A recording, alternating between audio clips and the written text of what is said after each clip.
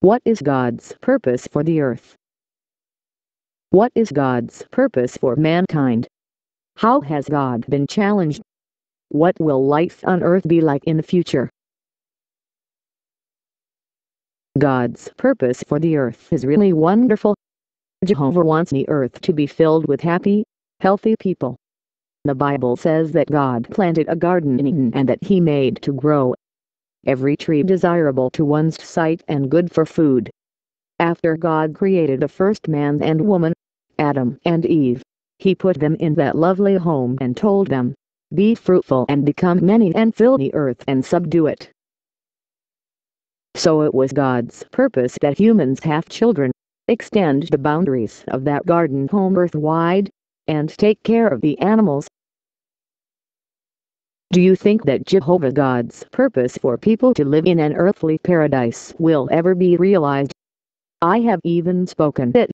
God declares, "I shall also do it." Yes, what God purposes He will surely do.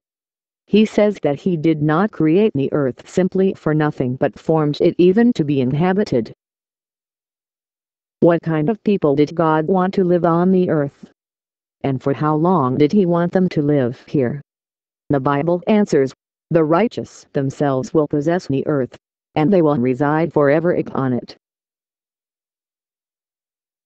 Obviously, this has not happened yet.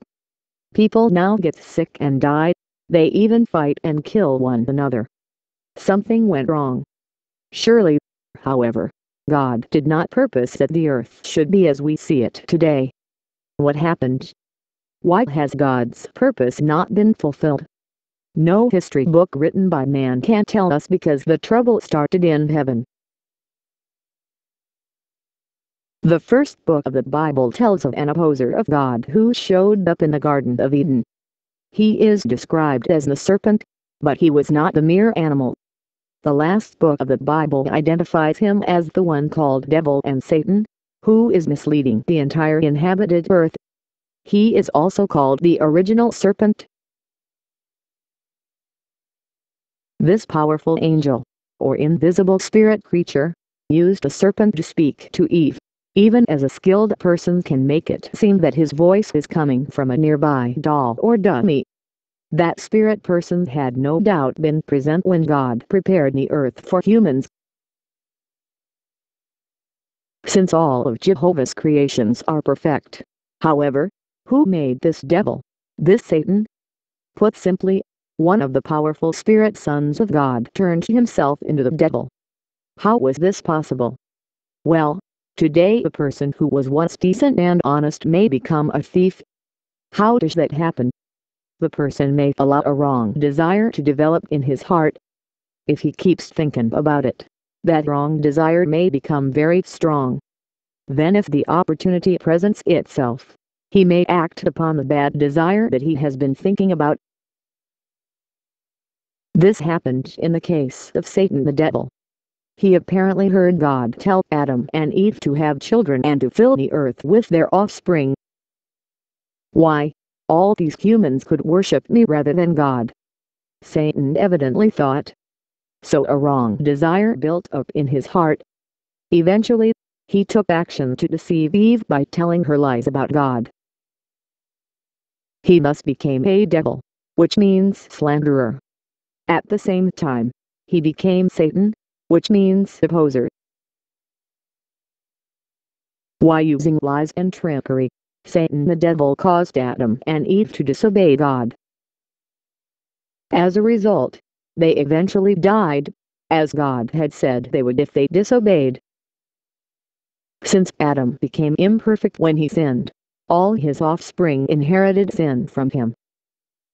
The situation might be illustrated with a pan used for baking bread.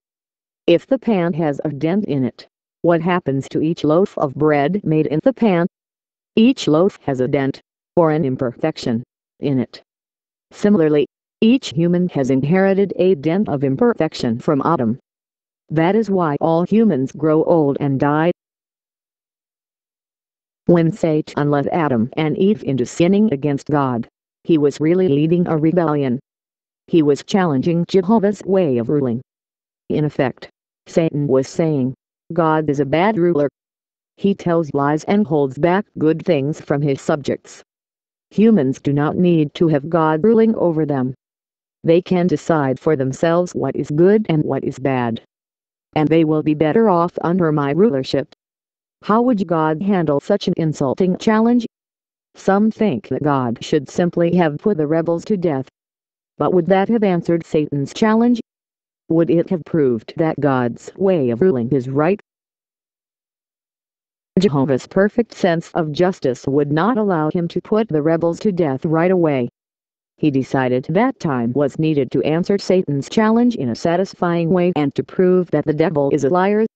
So God determined that he would permit humans to rule themselves for some time under Satan's influence.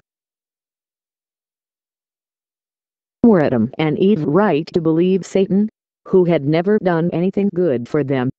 Was it right for them to believe that Jehovah, who had given them everything they had, is a cruel liar? What would you have done? It is good to think about these questions because each of us faces similar issues today. Yes, you have the opportunity to support Jehovah's side in answer to Satan's challenge. You can accept Jehovah as your ruler and help to show that Satan is a liar. Sadly, only a few among the billions of people in this world make such a choice.